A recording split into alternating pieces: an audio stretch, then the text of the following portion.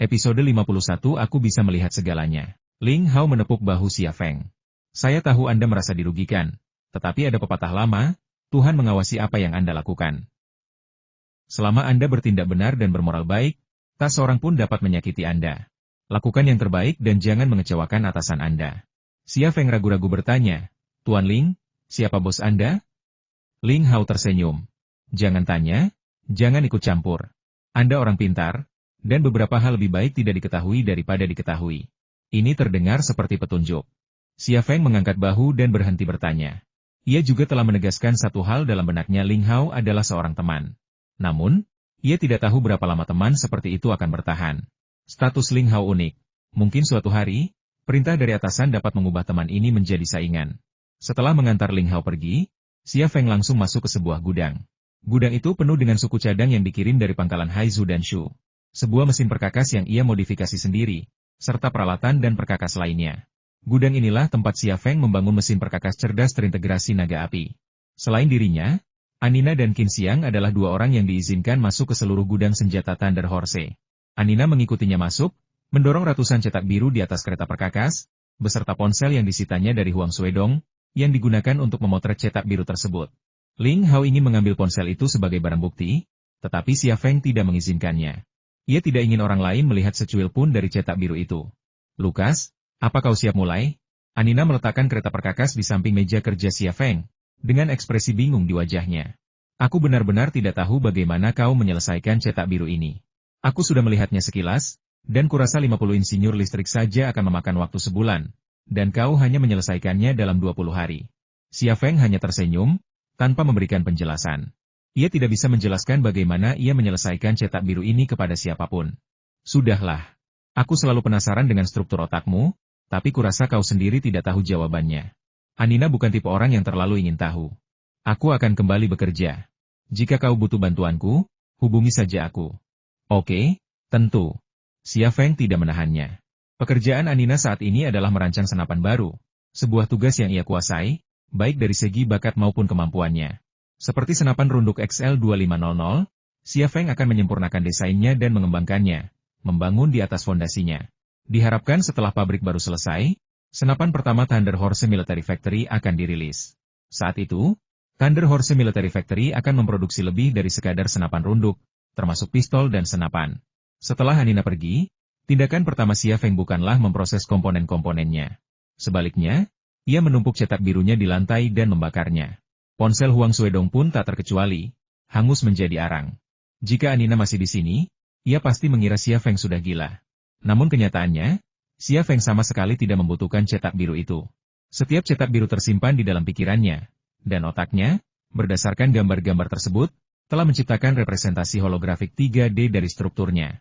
Dengan kata lain, mesin perkakas cerdas terpadu Yanlong bahkan belum dirakit, tetapi ia sudah memiliki mesin perkakas yang lengkap di kepalanya. Untuk apa ia menyimpan cetak biru itu? Menyimpannya hanya akan menjadikannya incaran pencuri. Ding ding ding, ding ding ding. Tepat saat ia hendak mulai bekerja, ponsel Xia Feng berdering. Xia Feng melirik ID penelepon dan langsung teringat pemilik nomor tersebut, Mu Jianfeng. Mengapa Mu Jianfeng menelepon di jam segini? Pikiran Xia Feng dipenuhi spekulasi. Ketika telepon berdering untuk ke-9 kalinya, ia menjawab, Tuan Mu, ada apa? Ceritakan padaku.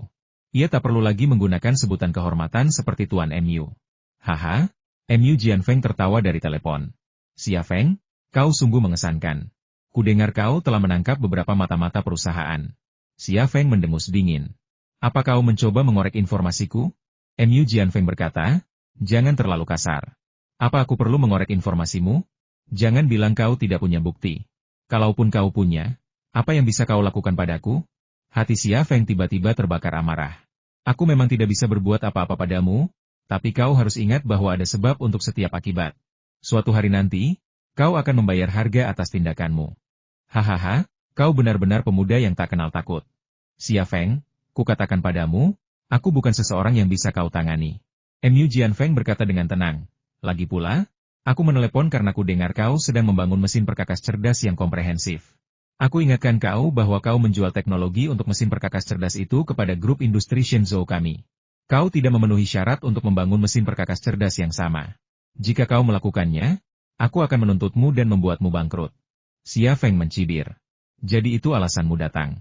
Baiklah, kukatakan padamu, yang kujual padamu sebenarnya adalah produk usang yang tidak kuinginkan. Aku memang ingin membangun mesin perkakas cerdas, tapi bukan yang kujual padamu.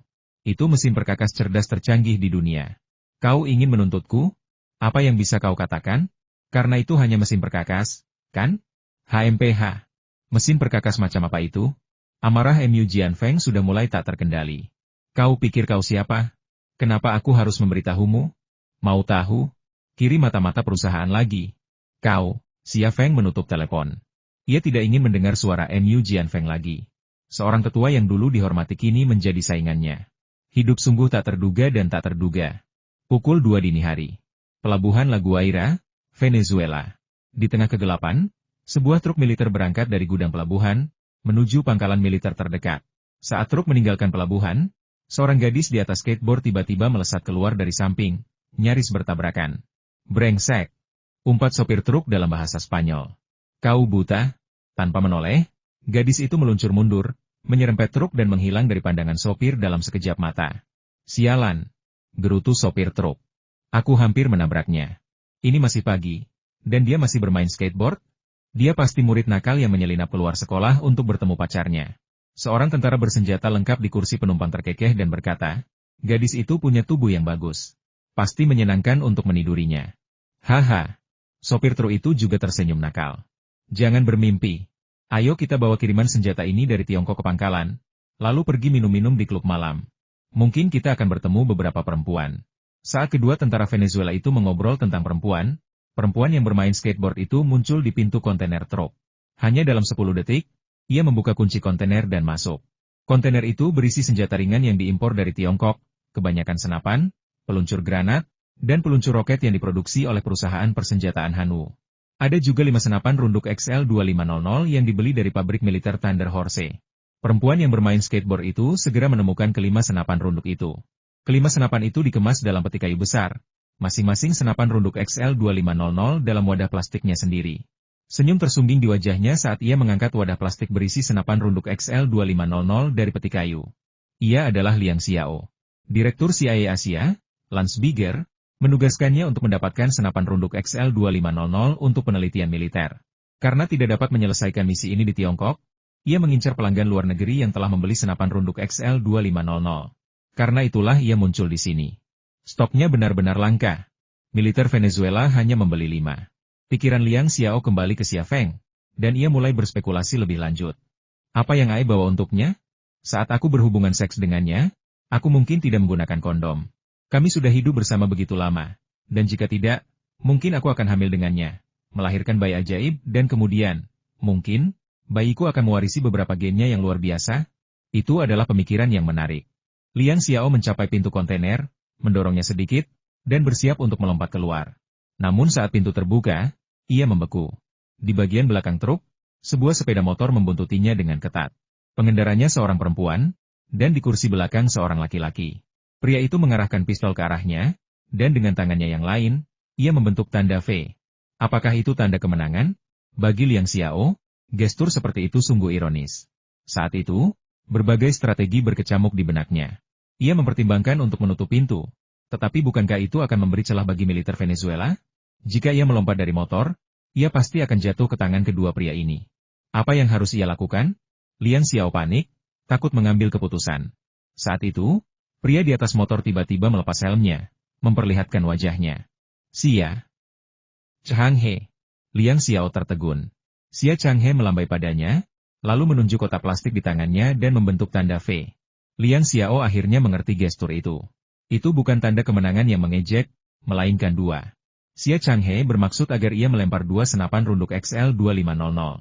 Terlebih lagi, wajah Xia Changhe yang terekspos menunjukkan bahwa ia tidak berniat jahat dan tidak akan menembaknya. Satu-satunya targetnya adalah senapan runduk XL2500.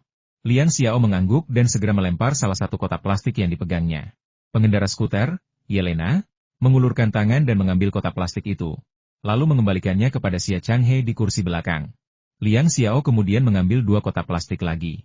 Kali ini, alih-alih melemparkannya kepada Yelena, ia menutup pintu dan melompat keluar. Truk itu bergerak lambat, dan tubuhnya berguling 2 kali di tanah sebelum berhenti. Mengingat kondisinya, tindakan seperti itu tidak akan menyakitinya. Truk itu terus bergerak maju, dan dua pria di dalamnya terus mengobrol tentang perempuan. Salah satu dari mereka membanggakan bahwa ia bisa berhubungan seks selama 2 jam sekaligus. Sementara yang lain membanggakan bahwa ia bisa memuaskan 3 perempuan bernafsu sekaligus, dan ia melakukannya berkali-kali. Skuter itu mengerem hingga berhenti, roda depannya hanya beberapa sentimeter dari lutut Liang Xiao. Berikan pistolnya padaku, suara Yelena terdengar dingin. Liang Xiao menyerahkan sebuah kotak plastik kepada Xia Changhe, tanpa memperhatikan Yelena. Ia tidak tertarik pada Yelena, hanya pada Xia Changhe. Pria legendaris ini, yang diburu CIA selama bertahun-tahun dan masih hidup, adalah buku teks hidup tentang hakikat spionase. Masih ada satu lagi, kata Yelena dingin. Liang Xiao berkata dengan tenang, kau harus meninggalkan satu untukku. Jika kita bertarung di sini, tak satu pun dari kita akan mendapatkan senapan runduk XL2500, dan kita semua mungkin berakhir di penjara Venezuela. Yelena mencoba menarik pistolnya, tetapi Xia Changhe menahan tangannya. Xia Changhe menatap Liang Xiao dan berkata dengan tenang, Lansbik memintamu pergi ke Tiongkok untuk mengambil pistol itu. Apakah kau ingin mengirimkannya ke Amerika Serikat untuk penelitian? Liang Xiao mengangguk. Xia Changhe berkata, sepertinya kau telah ditinggalkan. Bahkan jika kau menyelesaikan misi ini, kau tidak akan dapat mengubah situasimu saat ini. Tinggalkan CIA. Bergabung dengan CIA saja sudah merupakan kesalahan, dan masih ada waktu untuk memperbaikinya. Liang Xiao berkata, jangan urus urusanku. Kalau kau mau senjata seperti ini, kau tinggal minta saja pada Xia Feng. Buat apa jauh-jauh ke Venezuela untuk mencurinya? Xia Changhe berkata, aku tidak ingin mempermalukannya, apalagi membuatnya kesulitan. Liang Xiao tersenyum getir, aku mengerti. Xia Changhe berkata, demi Xia Feng, aku tidak akan mempermalukanmu kali ini. Lakukan saja sesukamu. Ayo pergi. Mau kemana kau? Tanya Liang Xiao. Yelena sudah memutar balik mobilnya, menginjak pedal gas, dan melesat pergi. Xia Changhe tidak menjawab pertanyaan itu. Liang Xiao tidak mengharapkan jawaban. Setelah Yelena dan Xia Changhe pergi, ia juga berbelok dan memasuki jalur hijau. Setengah jam kemudian, sebuah kapal nelayan meninggalkan pelabuhan La Guaira dan berlayar jauh ke dalam kegelapan laut. Di sebuah kabin, Xia Changhe membuka 2 kotak plastik rekayasa dan tersenyum sambil melihat bagian-bagian senapan runduk XL2500 di dalamnya. Dengan 2 senjata ini, operasi kita akan lebih aman. Yelena berkata, kenapa kau tidak membiarkanku membunuhnya sekarang? Dia dari CIA. Xia Changhe berkata, membunuhnya? Itu bukan hal yang mudah. Dia putri Yan Yichun dan keturunan langsung Wing Chun. Kungfunya luar biasa. Terlebih lagi, dia telah ditinggalkan oleh CIA. Sama seperti kau ditinggalkan oleh Badan Intelijen Rusia. Yelena sepertinya mengingat beberapa kejadian di masa lalu, dan suaranya menjadi lebih tenang. Awalnya, Yevgenia dan aku diburu oleh rekan-rekan senegara kami. Jika kau tidak menyelamatkan kami. Senyum merendahkan diri muncul di sudut mulutnya. Aku khawatir rumput di samping batu nisan kami tingginya setengah orang, dan keluarga kami, jika bukan karena penyelamatanmu, mereka mungkin tidak akan ada di dunia ini. Ini juga alasan mengapa Yevgenia dan Yelena bersedia mengikuti Xia Changhe. Xia Changhe telah begitu baik kepada mereka berdua. Yevgenia tewas di tangan Liang Xiao. Itulah sebabnya Yelena ingin membunuh Liang Xiao. Namun, selama Xia Changhe tidak mengizinkannya, ia akan menuruti keinginan Xia Changhe. Lagi pula, setelah tenang, ia juga tahu betul bahwa Liang Xiao bukanlah orang biasa. Ia bukan hanya keturunan langsung Wing Chun, tetapi juga telah menerima pelatihan sistematis dari CIA dan sangat terampil. Bagaimana mungkin ia membunuh Liang Xiao tanpa membayar harga darah? Baiklah, mari kita kesampingkan kebencian untuk saat ini. Tindakan kita adalah yang terpenting. Xia Changhe mengeluarkan peta dari sakunya dan meletakkannya di atas meja kecil. 2 tempat dilingkari merah di peta. Satu adalah toko Yongle di Tiongkok, dan yang lainnya adalah suku Hun Putih di Afghanistan. Kedua tempat itu merupakan tempat penggalian logam kuno misterius. Yelena menenangkan pikirannya, mencondongkan tubuh ke meja kecil, dan melihat peta. Di mana perhentian kita selanjutnya? Xia Changhe mengambil pena dan menggambar lingkaran di Yerusalem, tempat Israel dan Palestina bertemu. Ayo kita ke sini. Kau yakin? Aku yakin, kata Xia Changhe. Delegasi bisnis Tiongkok pergi ke Israel. Sekilas, ini urusan bisnis biasa, tapi salah satu anggota delegasi bisnis ini ahli arkeologi. Aku curiga delegasi bisnis ini sebenarnya sedang menuju lokasi harta karun berikutnya, dan lokasinya di Yerusalem. Yelena terdiam sejenak sebelum berkata, terakhir kali, kita berkesempatan mendapatkan logam dan harta karun itu yang terkubur di makam sang putri, tapi kau menyerah. Kali ini, jika para arkeolog Tiongkok menemukan harta karun itu, apa yang harus kita lakukan? Membiarkan mereka membawanya kembali ke Tiongkok, atau merampoknya? Masih terlalu dini untuk mengambil keputusan seperti itu. Kita tidak tahu apa yang terkubur di mana arah mata angin. Kita tunggu saja sampai kita menentukan apa yang terkubur di lokasi harta karun ketiga sebelum kita mengambil keputusan. Xia Changhe berkata, kalau tidak ada jarum baru di lokasi harta karun ketiga, berarti tidak ada lokasi harta karun keempat. Kita ambil saja semuanya. Kalau ada jarum, berarti ada lokasi harta karun baru. Kita tinggal cari tahu apa yang sudah kita gali. Yelena mengerutkan kening dan berkata, tidak bisakah kita ambil kompas saja? Kita akan gunakan jarum dan kompas itu untuk mencari lokasi harta karun keempat sendiri. Xia Changhe menggelengkan kepalanya. Itu mungkin tampak paling sederhana dan paling menguntungkan. Tapi pernahkah kau pikirkan, kalau lokasi harta karun keempat berada di kota di negara lain, itu berarti kita harus merelokasi gedung atau menggali jalan sesuatu yang tidak bisa kita lakukan. Tapi pemerintah Tiongkok bisa. Lagi pula, kalaupun mereka membawa pulang harta karun itu, pada akhirnya harta itu akan jatuh ke tangan kita. Baiklah, aku akan mendengarkanmu. Ayo kita pergi ke Yerusalem, kata Yelena. Malam masih terasa luas seperti sebelumnya, dan lautan tampak tak berujung, tak terlihat ujungnya. Ombak yang bergulung-gulung maju, menampar sisi-sisi perahu nelayan dengan suara gemerisik. Suara ini sepertinya merupakan bahasa kuno dari ribuan tahun yang lalu. Shenzhou Industrial Group memang telah mengirim delegasi, yang dipimpin oleh MU Jianfeng sendiri. Itu adalah kelompok besar, termasuk insinyur dan mekanik senior Shenzhou Industrial Group, pengacara Shenzhou Industrial Group, dan pengawal MU Jianfeng. Namun, mereka semua diblokir di gerbang. Bukan penjaga yang ditempatkan di gudang senjata LMA dari Departemen Peralatan yang memblokir delegasi Shenzhou Industrial Group, tetapi Lu Sheng dan tim keamanan gudang senjata LMA. MU Jianfeng dapat meminta tentara di gerbang untuk membiarkannya lewat, tetapi dia tidak dapat memimpin tim keamanan gudang senjata LMA. Selain itu, Lu Sheng adalah pemimpin kelompok itu. Lu Sheng berdiri berjaga di gerbang pabrik bagaikan besi yang menjulang tinggi. Ia menerjang seorang masinis Shenzhou Industrial Group yang mencoba menerobos masuk, menjatuhkannya ke tanah dengan satu kaki. Apa yang kau lakukan? Seorang pengacara Shenzhou Industrial Group menunjuk Lu Sheng, dengan marah menuntut, beraninya kau sengaja menyakiti seseorang. Lu Sheng melirik pengacara itu dengan jijik. Kalau kau terus merengek, aku juga akan menyakitimu. Kau. Wajah pengacara Shenzhou Industrial Group memerah karena marah. Aku akan menuntutmu. Lu Sheng menunjuk ke arah kota Bailu. Ada kantor polisi di sana. Pergi ke sana. Tidak jauh. Kau bisa melapor dalam 10 menit. Pengacara Shenzhou Industrial Group sangat marah hingga tak bisa berkata-kata. Ia seorang sarjana, Lu Sheng seorang prajurit. Ketika seorang sarjana bertemu seorang prajurit, ia tak punya peluang melawan Lu Sheng. Beraninya anjing penjaga begitu sombong. Salah satu pengawal MU Jianfeng melangkah maju dan mendorong Lu Sheng. Tujuannya sederhana, mendorong Lu Sheng menjauh dan membiarkan orang-orang grup industri Shenzhou masuk. Namun, sebelum telapak tangannya sempat mendorong bahu Lu Sheng bergeser, meraih tangannya dan menariknya ke depan, menyelesaikan lemparan. Dengan bunyi gedebuk, pengawal MU Jianfeng, yang juga bertubuh jangkung, dibanting ke tanah oleh Lu Sheng dalam sekejap mata. Ia ditugaskan untuk membantu MU Jianfeng oleh Departemen Peralatan. Dengan kredensial militer, ia lebih tangguh daripada prajurit pasukan khusus pada umumnya. Namun, bagaimana mungkin ia bisa menandingi Lu Sheng, seorang petarung Wing Chun? Terlebih lagi, Lu Sheng, seorang mantan prajurit pasukan khusus, sangat ahli dalam seni bertarung. Seorang pengawal MU Jianfeng lainnya, yang marah, menyerbu ke depan. Lu Sheng tiba-tiba memutar tangan pengawal itu, membuatnya menjerit kesakitan, keringat bercucuran di dahinya. Jika kau tidak ingin aku melumpuhkannya, kemarilah, kata Lu Sheng dengan nada mendominasi. Jika kau ingin bernasib sama dengannya, kau juga bisa kemari. Pengawal yang menyerbu ke arah Lu Sheng tiba-tiba berhenti. Kelompok industri Shenzhou datang dengan angkuh, jelas berniat menyelidiki apakah pabrik militer Thunder Horse telah melanggar hak mereka dengan memproduksi secara ilegal peralatan mesin cerdas yang awalnya mereka jual. Namun kini, mereka bahkan tidak bisa masuk. Ini sangat kontras dengan apa yang mereka bayangkan.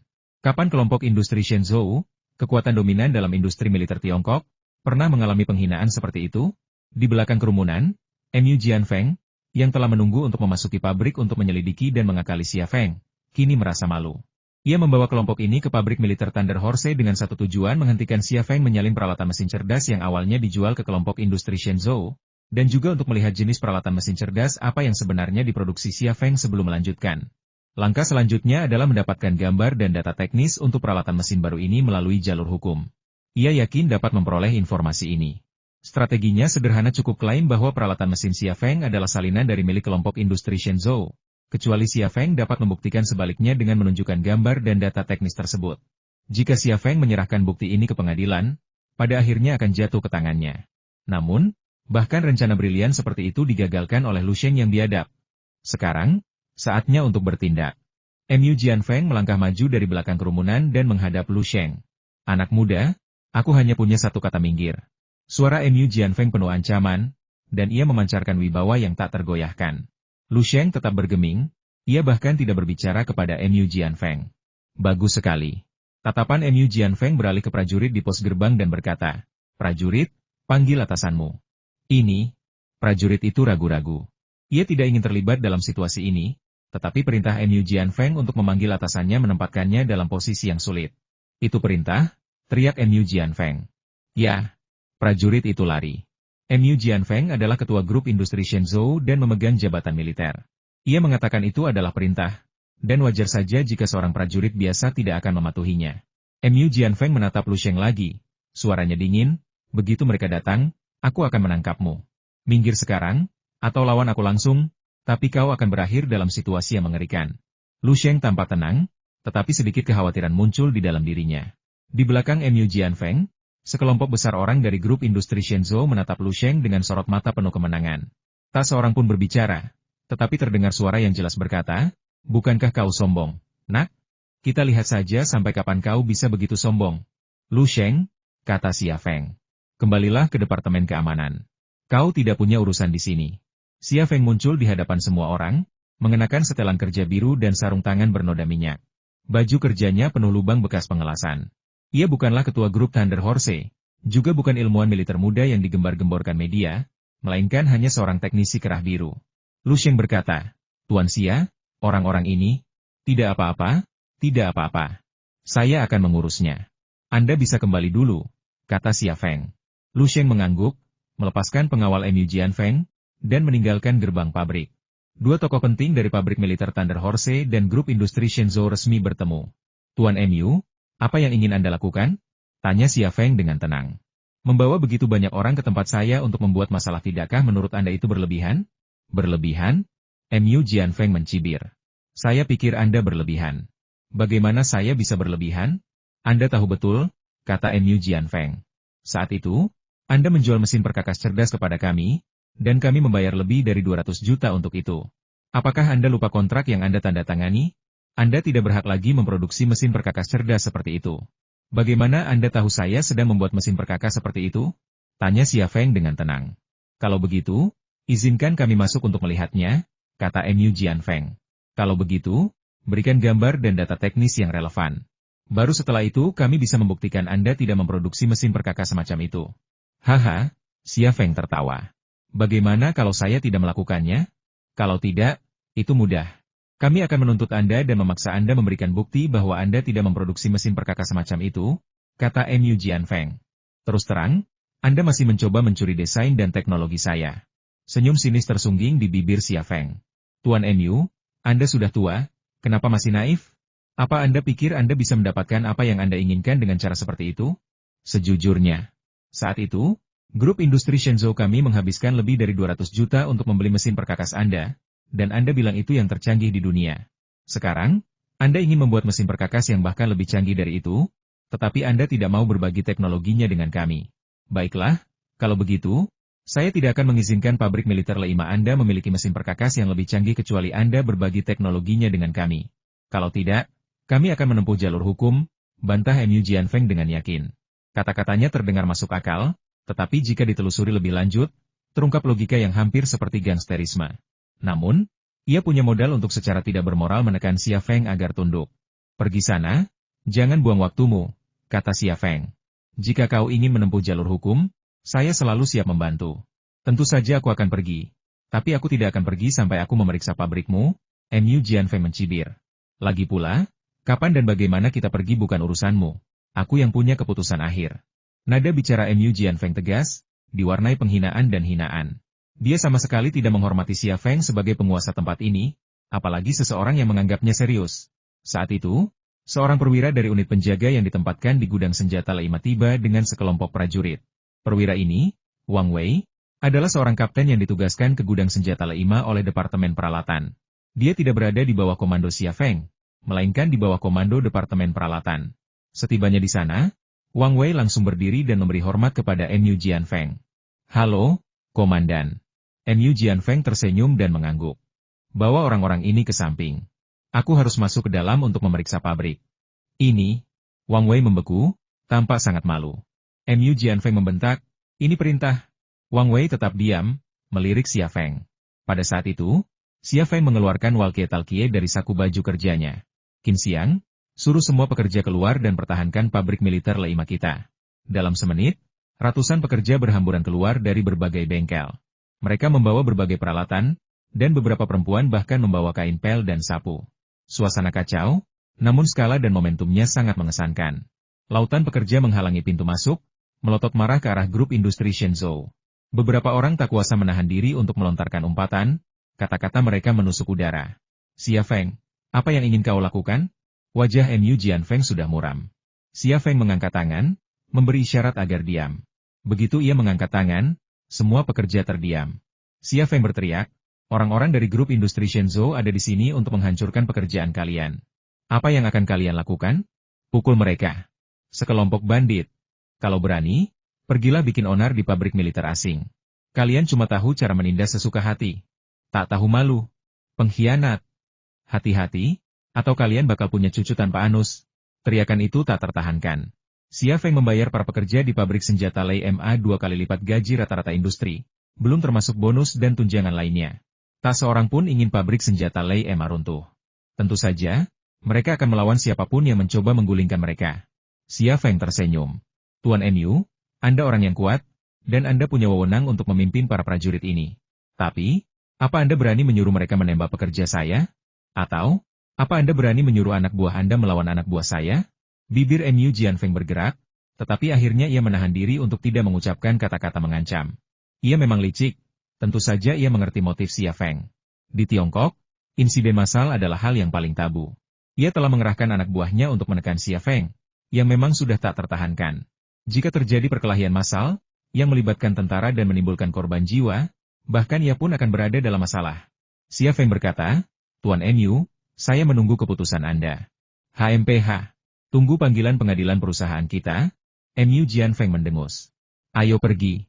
Xia Feng berbalik menghadap para pekerjanya. Camilan tambahan hari ini. Tepuk tangan. Sorak-sorai pun meledak. Shenzhou Industrial Group memang telah menyampaikan panggilan pengadilan, menggugat Xia Feng atas pelanggaran kontrak dan pabrik militer Thunder Horse atas pelanggaran. Namun, Xia Feng tidak perlu hadir dalam kasus semacam itu. Pengacara Thunder Horse Group sudah menangani masalah tersebut. MU Jianfeng meminta gambar dan data teknis untuk Yanlong Integrated Intelligent Machine Tool yang disediakan oleh pabrik militer Thunder Horse. Tetapi yang mereka berikan hanyalah gambar yang disalin dan dicetak dari internet, beserta berbagai buku teks teknik elektro. Di setiap persidangan, pengacara Shenzhou Industrial Group merasa kesal dengan pengacara pabrik militer Thunder Horse. Namun, mereka tidak berdaya untuk berbuat apapun. MU Jianfeng ingin memberi tekanan lebih besar pada Xia Feng, tetapi ketakutan akan media dan Ling Hao menahannya. Di mata MU Jianfeng, Xia Feng seperti anak nakal, sangat pintar. Jika ditantang, dia akan menghindar. Jika diabaikan, dia hanya akan berlarian di bawah hidung, melakukan satu demi satu tindakan yang menyebalkan. Terlebih lagi, anak kecil ini masih terus tumbuh kuat, tetapi begitu dia menjadi cukup kuat, mustahil untuk menghadapinya. Duri dalam daging, duri di mata. Begitulah situasinya. Gugatan antara Shenzhou Industrial Group dan pabrik militer Thunder Horse belum selesai. Tetapi sebulan kemudian, mesin perkakas cerdas terpadu naga api milik Xia Feng telah tiba. Dengan berat 500 ton, mesin perkakas cerdas terpadu naga api adalah raksasa di dunia permesinan. Kinerjanya jauh melampaui mesin perkakas cerdas yang awalnya dijual ke Shenzhou Industrial Group. Dengan mesin perkakas cerdas terpadu naga api, memodifikasi mesin perkakas cerdas biasa menjadi hal yang mudah. Memproses komponen presisi tidak lagi membutuhkan keterlibatan pribadi Xia Feng. Sejumlah ahli mesin dapat menangani tugas tersebut. Ia hanya perlu menangani pemrograman CNC dan teknik elektro, tugas-tugas yang sudah ia kuasai. Pada periode berikutnya, selain memodifikasi peralatan mesin dan peralatan khusus yang dibutuhkan untuk lini produksi baru, Xia Feng juga mulai menyempurnakan senapan pertama Thunder Horse Military Factory, yang dirancang oleh Anina. Senapan ini diberi nama Gale. Kali ini, Xia Feng dan Anina tidak mengejar keunggulan jangkauan, melainkan kekuatan yang dipadukan dengan stabilitas keseluruhan dan recoil yang berkurang. Dalam dunia senapan serbu, kekuatan dan recoil berbanding lurus. AK-47, meskipun tak tertandingi dalam hal kekuatan, juga memiliki masalah recoil yang signifikan. Di medan perang, pengguna AK-47 kesulitan untuk mengenai target dengan tembakan cepat, bahkan target yang berada dalam jarak efektif. Senapan seri M16 Amerika terkenal di dunia, menawarkan kinerja yang andal dan stabilitas keseluruhan, tetapi kekuatan dan jangkauannya lebih rendah daripada senjata Rusia. Senapan serbu Swift yang dirancang oleh Xia Feng dan Anina akan menyaingi AK-47 dalam hal kekuatan dan jangkauan, sambil tetap mempertahankan stabilitas dan kinerja superior dari seri M16. Lebih jauh lagi, senapan Swift akan menawarkan recoil yang lebih rendah, sebuah fitur yang tidak dimiliki oleh seri AK-47 maupun M16. Begitu, senapan serbu ini, yang menggabungkan kekuatan senapan serbu Rusia dan Amerika, dirilis, ia niscaya akan mengklaim tahta raja senapan serbu. Sedangkan untuk pesanan, tidak perlu dipikirkan lagi. Pesanan dari Tiongkok saja sudah cukup untuk membuat para pekerja di Thunder Horse Arsenal pusing. Antara membangun kembali peralatan mesin dan peralatan khusus yang dibutuhkan untuk bengkel baru dan menyempurnakan prototipe senapan Swift Wind Anina, hari-hari Xia Feng penuh sesak. 2 bulan kemudian. Dadada. Di lereng bukit di belakang Thunder Horse Arsenal, Xia Feng berdiri dengan senjatanya, senapan serbu yang tampak biasa di tangan, menembak terus-menerus ke beberapa target sejauh 500 meter. Selongsong peluru memantul dan berdenting ke tanah, dan asap mengepul ditiup angin musim gugur. 500 meter jauhnya, beberapa target tetap dipenuhi peluru. Hampir setiap peluru yang ditembakkan dari senapan serbu Xia Feng mengenai sasarannya, bahkan dalam rentetan tembakan yang begitu cepat. Senapan serbu lain, bahkan dalam rentetan tembakan, mustahil mencapai prestasi seperti itu. Rasanya seolah Xia Feng tidak sedang memegang senapan serbu, melainkan senapan runduk ringan. Inilah senapan serbu pertama Thunder Horse Military Factory, Swift Wind. Sesuai namanya, Swift Wind secepat angin, tak terhentikan. Yang lebih menakjubkan dan luar biasa lagi, bahkan dalam rentetan tembakan yang begitu cepat, laras Swift Wind nyaris tak bergetar, heningnya mencekam. Hentakannya hampir setara dengan hentakan pistol. Sungguh sebuah keajaiban. Rahasianya terletak pada laras Swift Wind, sebuah peredam kejut mekanis yang dirancang sendiri oleh Xia Feng. Mekanisme ini terdiri dari 2 bagian, satu di laras dan satu di popor. Kedua bagian ini terhubung bersama, seperti sistem penopang beban tunggal yang didasarkan pada ergonomi. Sistem peredam kejutnya menyerap dampak tembakan, membuat getaran senapan hampir tak terasa oleh penembak. Tentu saja, ini adalah prototipe senapan yang dibuat sendiri oleh Xia Feng, dan model yang diproduksi massal tidak akan mampu menandingi performanya. Namun demikian, senapan ini ditakdirkan menjadi senapan serbu tercanggih di dunia, tak tertandingi. Setelah beberapa magasin ditembakkan, senyum puas tersungging di wajah Xia Feng. Anina melepas penyumbat telinganya dan berkata dengan penuh semangat, "Lukas, aku kehilangan kata-kata untuk menggambarkan kecerdasanmu. Aku hanya merancang senapan serbu biasa, dan kau telah mengubahnya menjadi sesuatu yang sungguh ajaib. Aku yakin jika kita memproduksi massal senapan serbu Gale, tak lama lagi kita akan melampaui Hanu Weapon Company dan menjadi produsen senjata ringan terbesar di Tiongkok." Xia Feng tersenyum, "Kau bertanggung jawab atas separuh kesuksesan Thunder Horse Arsenal. Katakan padaku, apa yang kau inginkan saat kita mencapai puncak? Setengah penghargaan? Tidak, aku tahu pasti. Aku hanya pantas mendapatkan seperlimanya." Anina tidak sedang merendahkan diri, ia mengatakan yang sebenarnya. Xia Feng tersenyum. "Baiklah, apapun yang kau katakan tidak masalah. Kita tidak perlu terlalu spesifik. Ngomong-ngomong, kau belum memberitahuku apa yang kau inginkan." Anina berpikir sejenak dan berkata, "Kau sudah memberiku begitu banyak. Aku belum memikirkan hal lain. Tapi jika aku meminta sebuah mimpi, aku punya satu." "Apa itu?" tanya Xia Feng penasaran. Ia belum pernah mendengar Anina membicarakan mimpinya. "Ya," kata Anina sambil tersenyum manis. "Aku ingin membangun kastil bergaya Bavaria di tepi sungai Isar di Munich, Jerman. Lalu aku akan memiliki pertanian besar di dekat kastil itu. Aku akan menanam anggur, Cabernet Sauvignon, dan membuat anggur terbaik." Xia Feng berkata, "Kastil, pertanian, dan kilang anggur tidak masalah. Aku pasti akan membantumu mewujudkan impianmu." Anina tersenyum kecut. "Aku sedang dicari di Jerman sekarang, dan CIA tidak akan membiarkanku pergi. Aku yakin kau punya cukup uang untuk membantuku mewujudkan mimpiku. Tapi, kau tidak bisa. Jika ia kembali ke Jerman, pemerintah Jerman pasti akan menangkapnya. Saat itu, ia tidak hanya akan kehilangan mimpinya, tetapi bahkan kebebasannya pun akan hilang. Mimpi seperti ini bukan tentang uang, tetapi politik." Xia Feng dengan lembut merangkul bahu Anina dan berbisik di telinganya, "Aku benar-benar tidak bisa membantumu mewujudkan mimpi ini sekarang. Tapi percayalah, suatu hari nanti aku akan melakukannya." "Benarkah?" Hati Anina tergerak. Xia Feng mengangguk. "Tentu saja itu benar. Kapan aku pernah berbohong padamu? Kau berbohong padaku tadi malam. Kau bilang akan menginap di kamarku, tapi kau sibuk sepanjang malam di studiomu." Xia Feng berkata. Qin Xiang mendekat dari persimpangan dan melihat Anina meringkuk dalam pelukan Xia Feng dari kejauhan. Ia terbatuk. Anina kemudian menarik kembali tangannya yang menangkap naga dan berdiri dengan canggung. Qin Xiang tersenyum, apakah aku terlalu cepat? Tidak apa-apa. Aku bisa kembali dan kembali dalam setengah jam. Xia Feng berkata dengan marah, pergi. Katakan saja apa yang kau inginkan. Long Bing datang untuk menemuimu. Dia ada di pabrik, kata Qin Xiang. Xia Feng bertanya, bukankah dia sudah mengatakan apa yang dia inginkan? Dia seperti gunung es yang bergerak. Aku tidak ingin bertanya apa yang dia inginkan darimu, kata Qin Xiang, lebih baik kau tanyakan sendiri padanya. Xia Feng menyerahkan senapan serbu gale kepada Anina dan menginstruksikan, simpan di brankas di villa saat kau mengambilnya kembali. Jangan beritahu siapapun tentang kemampuannya.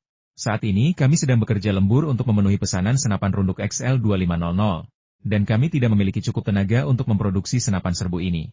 Anina mengangguk. Aku mengerti. Aku akan melakukan apa yang kau katakan. Sekalipun seseorang mencuri prototipe senapan serbu gale, tidak akan ada cara untuk mencegahnya, karena Xia Feng telah membakar cetak biru dan data teknis terkait. Lebih penting lagi, komponen inti senapan serbu gale adalah peredam kejut yang dirancang oleh Xia Feng.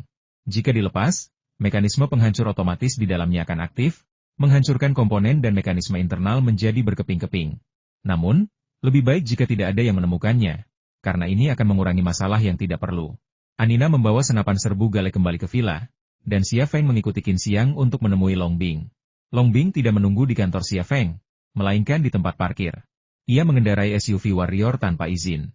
Saat Xia Feng tiba, ia berkata, masuk. Xia Feng berhenti sejenak. Kemana? Untuk apa? Akan kuberitahu dalam perjalanan, kata Long Bing. Masuk. Xia Feng enggan. Aku sudah sibuk selama hampir 4 bulan, dan aku baru saja selesai hari ini. Aku hanya berpikir untuk istirahat, beberapa hari. Sebelum Xia Feng sempat menyelesaikan omelannya, Long Bing memotongnya. Sepertinya kau tidak bisa istirahat. Ikut aku. Ada yang salah lagi dengan kelompok ahli. Xia Feng tahu kelompok ahli mana yang dibicarakan Long Bing, dan ia tak kuasa menahan diri untuk bertanya, apa yang terjadi? Apa ada yang mati lagi? Kali ini, bukan orang yang mati, tapi orang yang sudah gila, kata Long Bing. Xia Feng tertegun. Long Bing masuk ke kursi pengemudi dan mendesak, tunggu apa lagi? Apa kau tidak ingin menemui temanmu, Dr. Ningjing? Ningjing juga gila? Xia Feng tak percaya. Long Bing memutar bola matanya ke arah Xia Feng, tak menjawab pertanyaannya. Baiklah, aku ikut denganmu. Xia Feng berjalan memutari bagian depan mobil dan naik ke kursi pengemudi. Long Bing menyalakan mesin, menginjak pedal gas, lalu melesat pergi. Qin Xiang menatap kosong ke arah Warrior SUV yang melaju kencang, dan sesaat kemudian, ia berkata, kau menghasilkan banyak uang, tapi kau masih sibuk seperti mesin. Apa kau tidak merasa bosan? Mobil SUV Warrior melaju di sepanjang jalan pegunungan, di mana bukit-bukitnya bergelombang dan dedaunan merah tua bersinar seperti api. Pemandangannya indah, tetapi Xia Feng tak ingin menikmatinya. Semakin dekat ia ke pangkalan militer, semakin cemas ia. Katakan padaku, bagaimana keadaan Ningjing sekarang? Ini adalah ketiga kalinya ia menanyakan hal itu. Pertama kali, Long Bing menjawab, ini masalah kecil. Kedua kalinya, Long Bing menjawab, kau akan tahu saat kau melihatnya. Kali ini, Long Bing melirik Xia Feng dan mendesah. Baiklah, kukatakan padamu, dia sudah gila. Hah? Xia Feng tertegun, tak percaya. Ia ingat betul bahwa ketika ia pergi terakhir kali, ia telah berpesan agar Ningjing berhati-hati dan tidak menyentuh 2 potong logam paduan kuno itu, tetapi ia tak menyangka akan terjadi sesuatu. Suara Long Bing terdengar bingung. Sebenarnya, saya tidak percaya ketika menerima pemberitahuan itu. Tapi saya sudah melihat mereka, dan saya juga melihat Ningjing. Mereka memang gila. Para ahli medis terbaik di negeri ini telah memeriksa mereka, tetapi mereka tidak dapat menemukan penyebabnya. Penyakit kolektif, dengan misteri penyebabnya, sungguh sangat aneh. Pikiran Xia Feng kembali pada gambaran 2 potong logam paduan kuno, buku perunggu, dan kemudian wajah Ningjing. Ningjing akhirnya keluar dari bayang-bayang ibunya, mengejar kehidupan dan kebahagiaannya sendiri, hanya untuk menghadapi hal seperti ini lagi. Dia benar-benar seorang wanita dengan nasib tragis. Kenangan masa lalu mereka bersama berkelebat di benak Xia Feng seperti film yang diputar ulang, dan hatinya dipenuhi kekhawatiran dan kesedihan. Dia selalu menganggap Ningjing sebagai sahabatnya, dan dia tidak bisa menerima kenyataan bahwa Ningjing telah menjadi gila. Long Bing mendesah. Aku tahu kau punya hubungan baik dengan Dr. Ningjing, tapi jangan terlalu khawatir. Beliau dan para ahli lainnya belum lama sakit, jadi masih ada harapan untuk sembuh.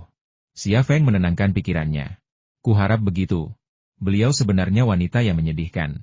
Di matamu, banyak wanita menyedihkan yang membutuhkan perawatan. Xia Feng tersenyum getir. Jangan konyol. Aku sedang tidak ingin. Setelah jeda, ia melanjutkan, katakan padaku, apakah kau ingin aku datang dan memeriksanya? Atau adakah seseorang di atasmu yang secara khusus memintaku untuk datang? Longbing terdiam sejenak sebelum berbicara. Orang-orang yang terlibat dalam penelitian ini entah sudah mati atau gila. Jika aku yang memutuskan, apakah aku akan membiarkanmu datang? Itu perintah dari atas. Bosi, saya tidak tahu detail masalah ini, tapi saya rasa, meskipun perintah itu datang dari Bosi, dia hanyalah seorang utusan. Proyek penelitian logam misterius itu merupakan rahasia negara. Seseorang di atas sana yang bertanggung jawab, dan Bosi tidak mungkin bertanggung jawab atas masalah sepenting ini. Tapi jangan tanya siapa orangnya. Saya juga tidak tahu, kata Longbing. Sebuah material yang dapat mengubah industri pertahanan dan mengangkat status global seluruh bangsa Tiongkok dari perspektif itu, status Siboren memang tidak cukup untuk memikul tanggung jawab seperti itu. Xia Feng berpikir sejenak sebelum berkata, lalu mengapa mereka meminta saya untuk bertindak? Bahaya logam itu sudah jelas. Siapapun yang bersentuhan dengannya akan mati atau menjadi gila. Jika saya bertindak, saya mungkin juga akan mati atau menjadi gila. Longbing berkata, analisis saya adalah seseorang yang lebih tinggi percaya Anda telah menemukan logam ini di Afghanistan, dan Anda baik-baik saja. Lagi pula, Anda mungkin memiliki beberapa informasi sendiri. Jadi, mereka ingin Anda mencoba. Xia Feng tersenyum dan menangis. Sebelumnya, mereka tidak mengizinkanku bertindak, takut aku akan mengetahui beberapa rahasia. Sekarang, para ahli itu entah sudah mati atau gila, tanpa meninggalkan siapapun, jadi mereka berpaling padaku. Apa aku ini umpan meriam yang berguna di mata mereka? Longbing memutar matanya ke arah Xia Feng. Yang lain bahkan tidak layak menjadi umpan meriam, jadi berhentilah mengeluh. Keuntungan dan kerugian pribadi tidak ada apa-apanya dibandingkan dengan kepentingan nasional. Xia Feng tetap diam, tidak menanggapi. Secara lahiriah, ia enggan, tetapi di dalam hatinya, ia enggan. Ia telah menantikan kesempatan untuk bersentuhan dengan logam paduan kuno dan buku perunggu itu. Sekarang, kesempatan ini telah datang kepadanya, dan bagaimana mungkin ia menolaknya? Siapapun yang bersentuhan dengan logam paduan kuno itu akan mati atau gila. Ini mengandung risiko tertentu. Tetapi jika kau tidak mau mengambil risiko itu, bagaimana kau bisa memecahkan rahasia logam paduan kuno dan AE? Bagi Xia Feng, kemajuan karir dan penghasilan bukanlah hal terpenting. Memecahkan rahasia logam paduan kuno dan AE lah yang terpenting. SUV Warrior memasuki pangkalan. Saat keluar, Longbing memberikan Xia Feng sebuah kartu masuk. Xia Feng memeriksa kartu masuk itu dan melihat fotonya. Sebuah strip magnetik, dan tulisan akses khusus. Ia menoleh ke belakang, penasaran, akses khusus apa artinya? Longbing menjawab, artinya, Anda sekarang memiliki izin yang sama dengan akademisi Wang Lei. Dengan tunduk pada peraturan yang berlaku, Anda dapat masuk dan keluar pangkalan dengan bebas. Anda dapat memobilisasi sumber daya dan personel sesuai kebutuhan. Anda memiliki wewenang untuk memobilisasi beberapa personel. Xia Feng menatapnya. Apakah itu termasuk Anda? Longbing membalas tatapannya. Jika Anda ingin saya menghajar Anda habis-habisan, jawaban saya adalah ya. Ini adalah pengakuan resmi. Memerintahkan Longbing, ini adalah pertama kalinya Xia Feng memiliki wewenang seperti itu, dan rasanya aneh. Hak istimewa memang berbeda. Kali ini, saat memasuki pangkalan penelitian jauh di dalam gunung, para prajurit yang menjaga lorong tidak menggeledah tubuh Xia Feng, hanya mengingatkannya untuk meninggalkan ponselnya. Terakhir kali, ia bahkan melepas kalung logam dari lehernya, tetapi tidak kali ini. Meninggalkan ponselnya, Xia Feng mengikuti Longbing ke pangkalan, tiba di area yang didedikasikan untuk penelitian logam paduan kuno, tempat ia sebelumnya berada. Area ini telah ditutup, dengan beberapa tentara bersenjata menjaga pintu masuk. Meskipun lampu menyala, tidak ada yang bergerak. Keheningan menyelimuti, atmosfer dingin dan mencekam menyelimuti udara. Longbing bertanya, apakah kau ingin memeriksa laboratorium dulu, atau para ahli itu? Xia Feng bertanya, bukankah Ningjing dan para ahli itu ada di sana? Longbing menjawab, tempat itu sudah berbahaya bagi para ahli itu. Bagaimana mungkin mereka diizinkan tinggal di sana? Ningjing dan para ahli itu telah dipindahkan ke area lain. Xia Feng berkata, kalau begitu, mari kita periksa mereka dulu. Beberapa menit kemudian, Xia Feng, dipimpin oleh Longbing, tiba di area lain. Tentara bersenjata masih menjaga area tersebut. Setelah menunjukkan kartu masuk mereka, Xia Feng dan Longbing diizinkan masuk. Begitu masuk, Xia Feng, dipimpin oleh seorang dokter, memasuki sebuah ruangan besar. Di dalam, Xia Feng menemukan Wang Lei, beberapa pakar, dan Ningjing. Wang Lei berjongkok di tanah, memainkan sepatu, bergumam, bip, bip.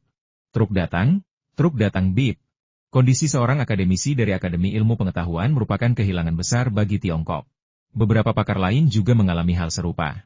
Beberapa menatap kosong ke langit-langit, beberapa menarik tisu, dan beberapa mengerjakan soal matematika dengan pena dan kertas.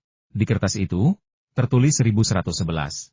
Semua orang di panel pakar ini adalah cendekiawan yang brilian, tetapi IQ mereka telah merosot ke tingkat yang lebih rendah daripada siswa sekolah dasar.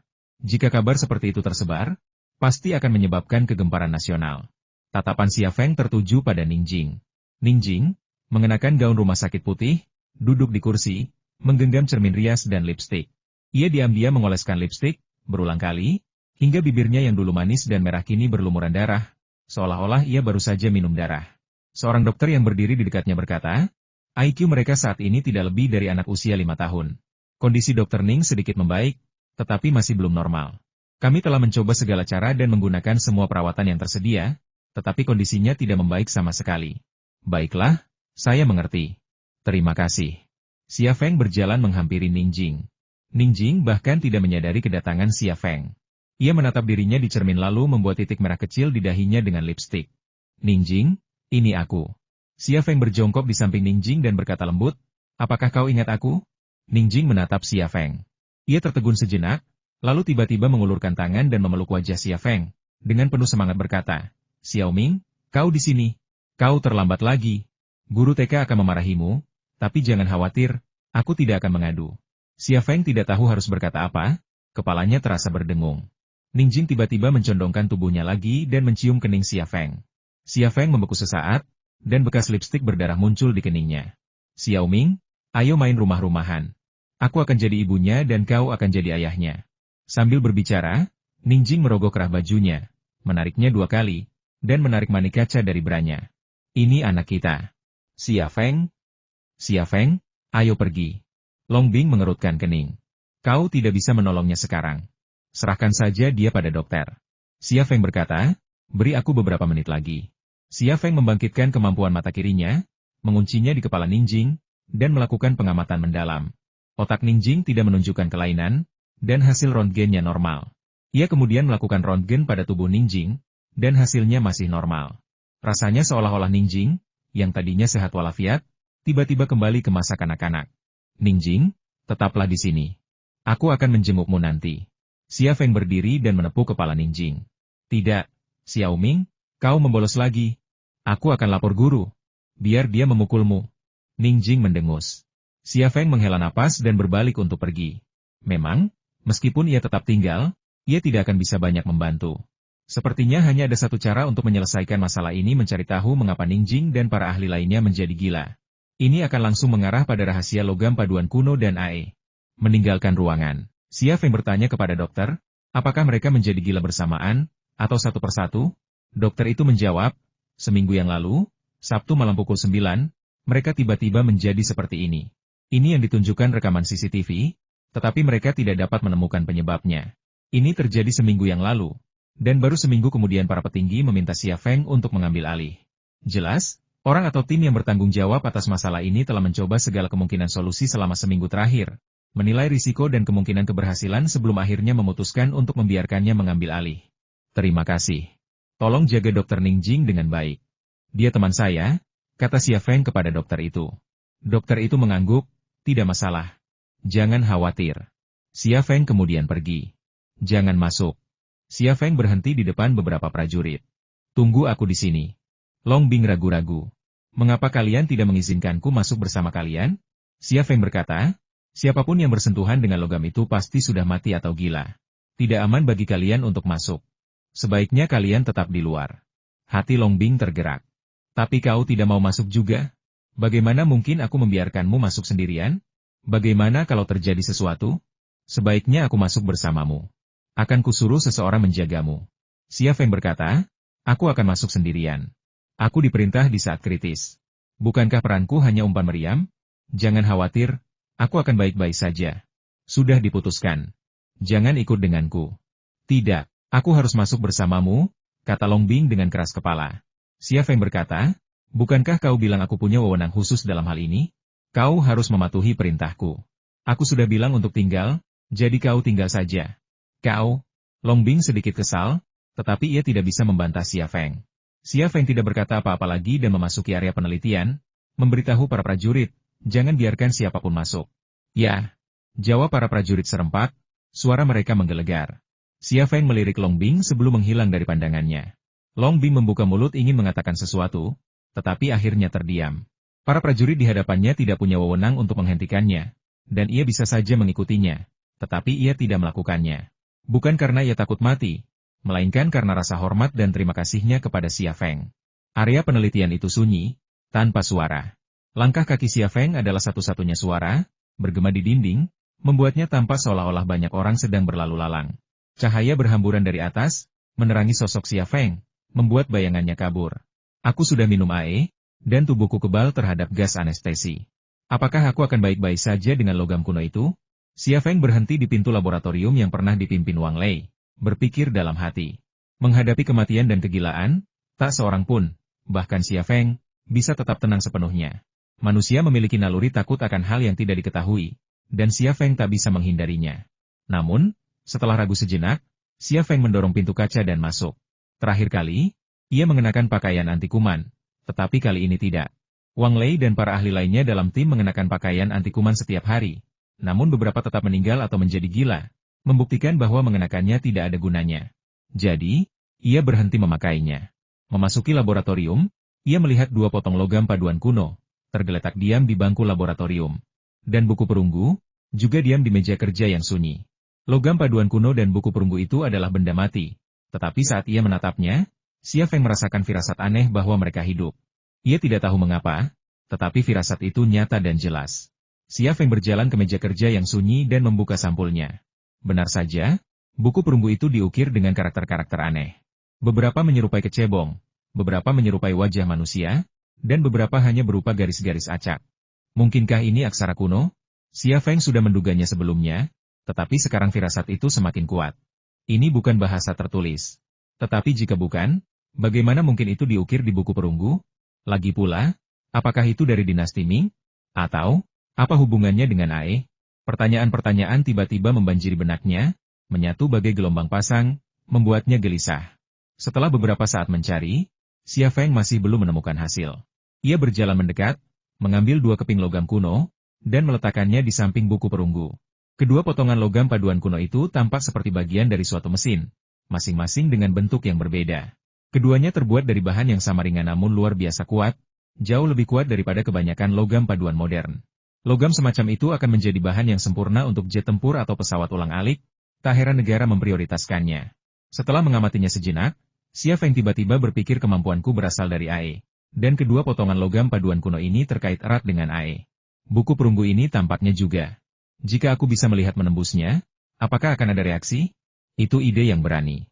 Dengan pemikiran ini, Xia Feng membangkitkan kekuatan mata kirinya dan menatap langsung ke salah satu potongan logam paduan kuno itu, mencoba melihat menembusnya. Seketika, ia merasa seolah-olah penglihatannya tersedot oleh pusaran, jatuh ke jurang gelap gulita, membutakannya terhadap segalanya. Tubuhnya terasa seperti terperangkap dalam gudang es, langsung membeku dari ujung kepala hingga ujung kaki, kaku dan tak bisa bergerak. Apa yang terjadi? Hati Xia Feng dipenuhi rasa takut. Setelah sekitar 2 menit, penglihatannya kembali normal, dan ia bisa bergerak lagi. Ia mengulurkan tangan dan menyentuh dahinya, hanya untuk mendapati dahinya dipenuhi butiran keringat dingin. Ia kemudian menyentuh dua potong logam kuno itu, tetapi tidak ada reaksi. Aku ingin tahu apa reaksinya jika aku bisa melihat menembus buku perunggu itu. Tatapan Xia Feng jatuh pada buku perunggu itu. Karena seseorang telah menciptakan buku perunggu ini, apapun isinya, pasti ada cara untuk menguraikannya. Jika tidak, keberadaannya akan sia-sia. Meskipun perasaan tadi tidak menyenangkan dan menakutkan, mungkin itulah satu-satunya cara untuk menguraikan buku perunggu itu. Kali ini, Xia Feng mengalihkan pandangannya ke buku perunggu itu. Mata kirinya sedikit berkedut, dan tatapannya yang tajam tertuju pada sebuah karakter di dalam buku perunggu itu. Saat tatapan mata kirinya menembus area yang berisi karakter itu, otaknya tiba-tiba bergetar, seolah dipukul keras oleh palu. Tidak ada rasa sakit, hanya getaran. Namun, tepat ketika ia mengira itu adalah tujuannya, sebuah suara aneh memasuki pikirannya. Suara ini hanya terdiri dari satu suku kata, seolah mewakili satu karakter. Hal yang sama berlaku dalam bahasa Mandarin, satu suku kata seringkali mewakili satu karakter. Namun, meskipun ia mendengar suara itu dengan jelas, suaranya berasal dari bahasa yang asing, dan ia tidak tahu apa arti suku kata tersebut. Penemuan ini, bagaimanapun, Cukup membuat Xia Feng sangat bersemangat. Ia kemudian menggunakan mata kirinya untuk mengenali karakter lain, mengikuti urutan dalam buku perunggu, satu persatu, seolah-olah sedang membaca buku. Ia mendengar lebih banyak suku kata lagi. Jika karakter dan polanya sama, suku katanya pun akan sama. Jika karakter dan polanya berbeda, suku katanya pun akan berbeda. Meskipun ia tidak tahu persis arti dari suara-suara yang terbentuk di otaknya, penemuan ini membuktikan bahwa buku perunggu berisi beberapa informasi. Karakter dan pola pada buku perunggu mungkin merupakan bentuk tulisan, atau mungkin semacam hard drive. Yang terpenting itu pasti terkait dengan AE. Wang Lei dan tim ahli telah meneliti begitu lama, menggunakan segala metode dan instrumen, tetapi tidak berhasil. Namun dengan penglihatannya, ia menemukan rahasia yang tersembunyi. Mengingat kemampuannya berasal dari kapsul AE, apalagi yang tidak bisa dibuktikan oleh hal ini? Sungguh luar biasa. Sangat misterius. Xia Feng mendesah dalam hati. Seandainya aku bisa mengerti bahasa itu. Jika aku bisa memahaminya, mungkin aku sudah mengungkap rahasia logam kuno dan buku perunggu. Mungkin memang begitu. Tetapi siapa di dunia ini yang bisa mengerti bahasa misterius seperti itu? Tepat saat Xia Feng menyelesaikan clairvoyance-nya terhadap buku perunggu, suara seorang wanita tiba-tiba terngiang lagi di telinganya. Aku ingat wajahmu. Suara itu, muda dan ramah, membangkitkan hawa dingin yang menusuk, suara yang sama yang pernah didengarnya di antara orang Hun putih di Afghanistan. Bulu kuduk Xia Feng berdiri, dan dia melihat sekeliling, tetapi dia tidak melihat apapun. Aku ingat wajahmu. Suara wanita itu mengulanginya. Ini tidak terjadi di Afghanistan, karena dia hanya samar-samar mendengarnya, tetapi tidak mengulanginya. Tetapi kali ini, wanita itu mengulanginya. Pengulangan ini membuktikan bahwa itu bukan ilusi. Aku ingat wajahmu. Suara wanita itu bergema di telinga Xia Feng untuk ketiga kalinya. Seolah-olah ada wanita tak kasat mata lain yang berbicara kepadanya. Siapa kau? Xia Feng hendak mengatakan ini ketika ia menutup mulutnya. Lab ini dilengkapi dengan kamera pengawas. Jika ia berbicara tidak jelas, dan tidak ada yang bisa melihat siapa yang ada di sana, bukankah mereka akan menganggapnya gila? Mungkin orang-orang di atas sana juga akan menganggapnya gila. Aku sudah menunggumu sangat lama. Suara wanita itu bergema lagi di telinga Xia Feng. Kali ini lebih dekat dan lebih jelas, tepat di sebelah kirinya. Xia Feng tiba-tiba berbalik dan melihat ke kiri. Di sebelah kirinya terdapat ruang terbuka, yang berakhir di dinding kosong. Hampir segera setelah ia bisa melihat dengan jelas ke kiri, mata kiri Xia Feng berkedut. Kewaspitaannya telah bangkit kembali. Kali ini dengan kekuatan penuh, mampu menembus batu dan daging manusia. Namun, bukan dinding atau tanah di bawah kakinya yang ia lihat, melainkan ruang kosong di hadapannya. Detik berikutnya setelah kemampuan clairvoyance-nya pulih, ia membeku. Seolah-olah arus dingin bersuhu 200 derajat Celcius telah menyapunya, langsung mengubahnya menjadi patung es. Tepat di hadapannya, di udara kosong, seorang wanita telanjang menatapnya dalam diam. Kulitnya begitu putih dan bening hingga tampak transparan. Wajahnya begitu indah memukau, matanya tanpa jejak hasrat duniawi. Sosoknya yang tinggi dan menggairahkan begitu memikat sehingga membuatnya tak mampu menahan hasratnya. Namun, bukan itu yang mengubah Xia Feng menjadi patung es. Yang membuatnya begitu ketakutan adalah ini dia adalah Putri Yongmei, Zhu Xuanyue. Kata-kata tak mampu menggambarkan pemandangan aneh di hadapannya. Penglihatan normal tak mampu mengungkapkan Putri Yongmei. Tetapi mata kiri Xia Feng dapat melihatnya melalui kemampuan clairvoyance-nya. Jika hantu benar-benar ada, lalu mengapa ia melihat Putri Yongmei, sementara hantu lain tak melihatnya selama 2 tahun? Tetapi jika hantu tak ada, lalu siapakah wanita di hadapannya ini? Pada saat itu, Xia Feng merasa imajinasinya berkembang pesat, namun itu masih belum cukup. Belum lagi mengetahui seperti apa keberadaan Putri Yongmei, dia bahkan tidak percaya itu nyata. Udara tampak membeku dan tidak lagi bergerak. Bahkan cahaya dan bayangan di bawah kaki Xia Feng diam, tanpa sedikit pun goyangan. Xia Feng menatap Putri Yongmei, dan Putri Yongmei juga menatapnya dengan tenang. Pemandangan keduanya seolah menembus penghalang ruang waktu dari 2 ruang yang berbeda dan bergabung bersama. Setelah mencari untuk waktu yang lama, Xia Feng merasa bahwa tubuh Putri Yongmei nyata. Lehernya seperti leher angsa, putih dan lembut. Area dadanya montok dan nyata, kencang dan elastis. Perut bagian bawahnya rata dan halus, dan kulitnya terasa seperti lemak yang mengeras. Kakinya menempati 2/3 tubuhnya, ramping dan bulat, tanpa celah di antara kedua kakinya yang tertutup. Sepasang kaki yang begitu indah, sosok yang begitu rupawan, kata-kata apa yang bisa digunakan untuk memujinya? Xia Feng tak bisa memikirkan apapun, pikirannya kosong. Aku ingat wajahmu. Suara Putri Yongmei terucap jelas dari bibir cerinya. Kata-kata itu lagi, kata-kata yang paling sering diucapkannya. Kata-kata inilah yang menyadarkan Xia Feng. Ia melirik kamera pengawas di sudut matanya, lalu berbalik dan berjalan menuju pintu. Begitu keluar, Xia Feng menoleh ke belakang. Di mata kirinya, yang masih mampu melihat perspektif, ia melihat Putri Yongmei mengikutinya. Xia Feng mengira putri itu akan terbang ke arahnya seperti hantu-hantu perempuan di film-film, tetapi ternyata tidak. Sebaliknya, ia bergerak di tanah, langkahnya anggun dan menawan. Karena telanjang, ia bahkan bisa melihat area dadanya bergoyang mengikuti langkahnya. Riak-riak area dadanya putih dan lembut, seolah memiliki kekuatan magis yang dapat menyapu jiwa seseorang. Putri Yongmei tiba di pintu kaca dalam sekejap mata. Pintu kaca itu otomatis tertutup saat Xia Feng keluar. Melihatnya hampir bertabrakan, Xia Feng tak kuasa menahan diri untuk mengulurkan tangan membuka pintu. Namun, pikiran itu hanya terlintas di benaknya, dan ia tak bertindak. Saat itu juga, Putri Yongmei menyelinap diam-diam dari balik pintu kaca dan muncul kembali di hadapan Xia Feng. "Aku sudah lama menunggumu," panggilnya. Xia Feng menahan diri untuk tidak berbicara dan berbalik kembali ke kamar lamanya. Putri Yongmei terus mengikuti Xia Feng. Langkahnya tetap anggun dan menawan seperti biasa. Ia tampak tak gentar dengan tubuhnya.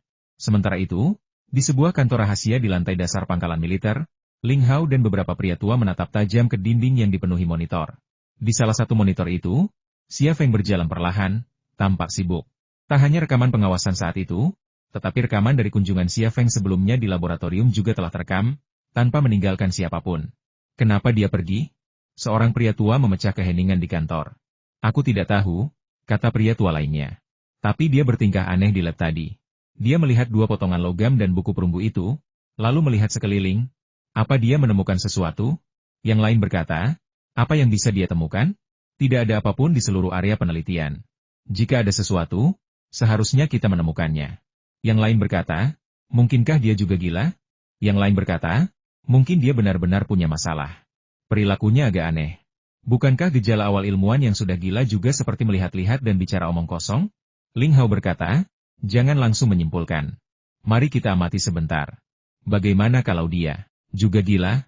Tanya pria tua yang berbicara lebih dulu. Ling Hao sedikit mengernyit. "Kalau dia gila, siapa yang akan mempelajari logam misterius dan buku perunggu yang tak terbaca itu? Beri dia waktu. Kita harus percaya padanya." "Bukannya aku tidak percaya padanya. Dia bukan arkeolog, ahli material, atau fisikawan. Tuan Ling, aku tidak tahu mengapa Anda mengusulkan agar Xia Feng mengambil alih penelitian logam misterius itu. Menurutku, ini akan menjadi jalan buntu," kata seseorang. Yang lain berkata, "Ya, apa gunanya orang luar mempelajarinya?" Ling Hao tampak tidak terburu-buru, bukan untuk hal lain, hanya karena orang-orang yang bersentuhan dengan logam misterius itu meninggal atau menjadi gila. Ketika aku mengatakan bersentuhan, maksudku menyentuhnya dengan tangan mereka. Si Boren tidak termasuk. Aku bertanya padanya. Xia Feng memberikannya terbungkus kain pada awalnya. Dia hanya membukanya dan melihatnya.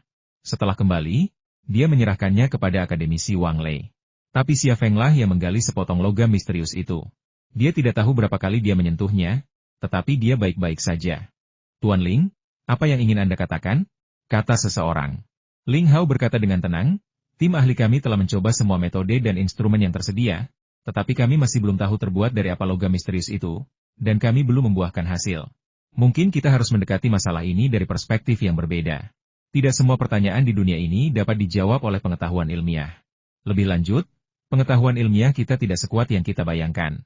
Setidaknya, kita bahkan tidak memiliki penjelasan yang pasti dan terpadu tentang asal-usul alam semesta, atau bahkan umat manusia itu sendiri. Kalian semua adalah anggota Akademi Ilmu Pengetahuan. Kalian mungkin tidak setuju dengan saya, tetapi kalian tidak dapat menyangkal fakta ini.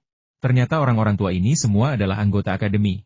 Para anggota saling bertukar pandang, lalu terdiam.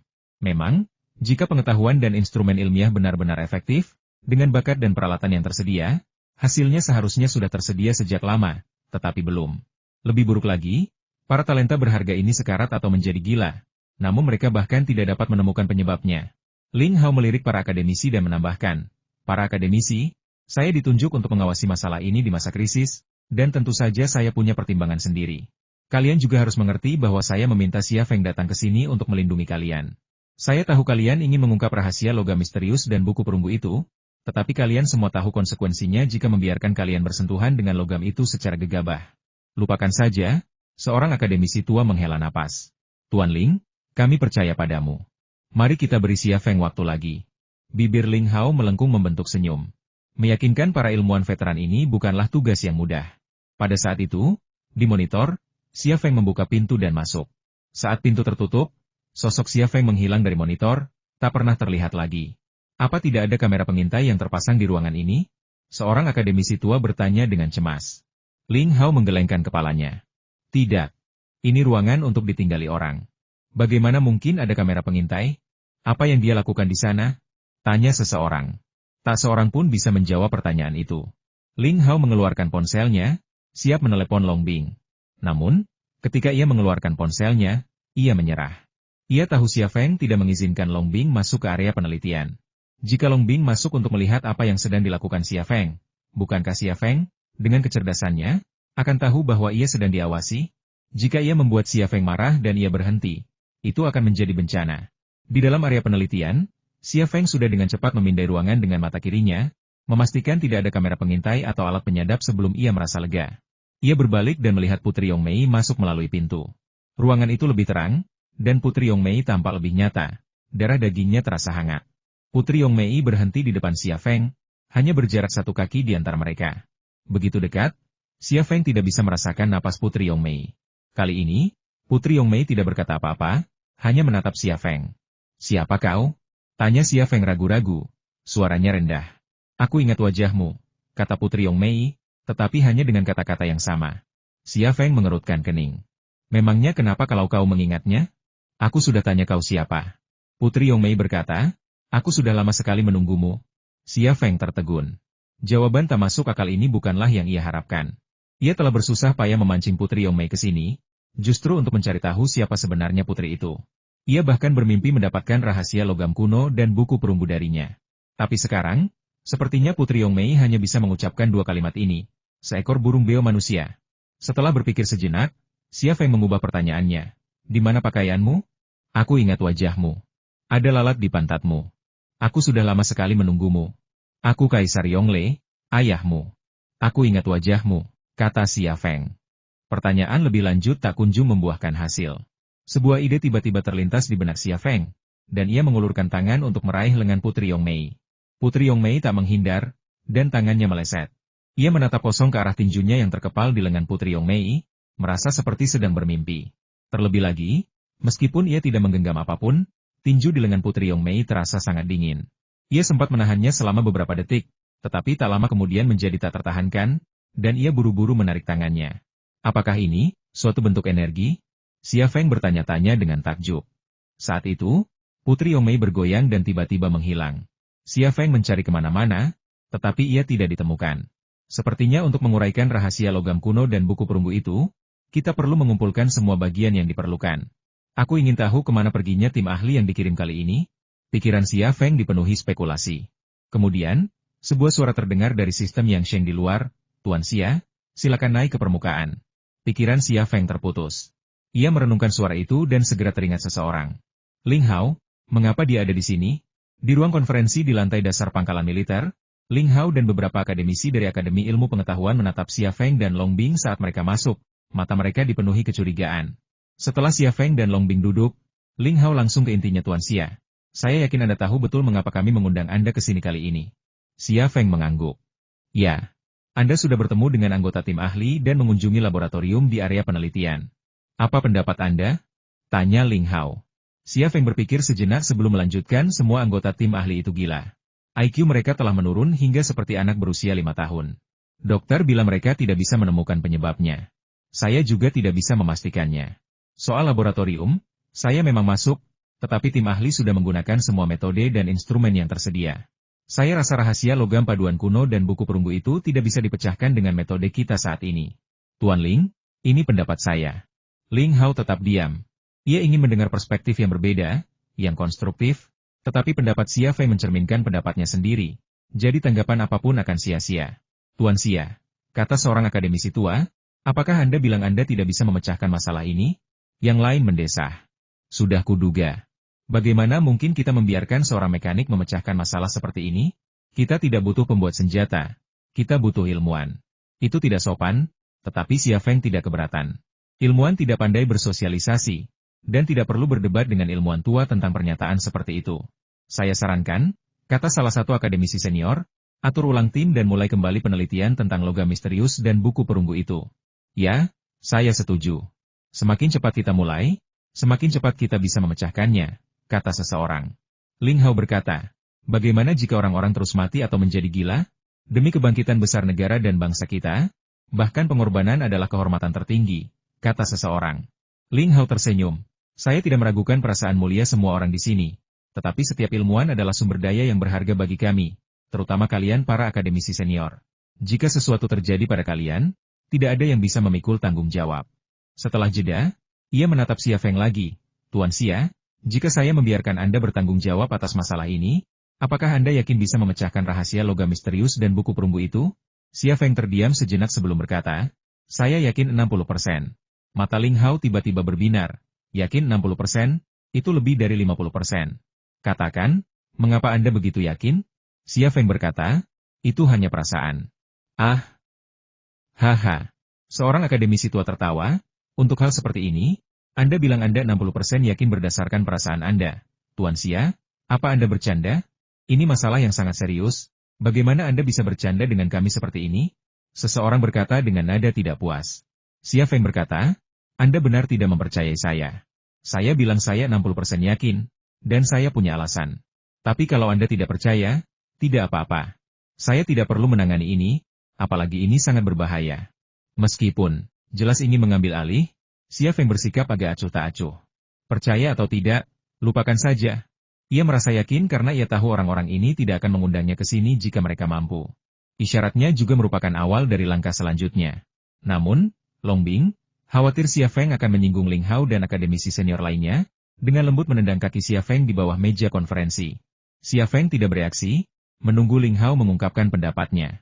Ling Hao terdiam sejenak sebelum berkata, Tuan Xia, katakan padaku, jika Anda mengambil alih, apa yang akan Anda lakukan? Tepat saat Xia Feng hendak mengungkapkan pikirannya, mata kirinya berkedut tak terkendali. Kemudian, Putri Yongmei muncul. Mulut Xia Feng menganga, tak bisa berkata-kata.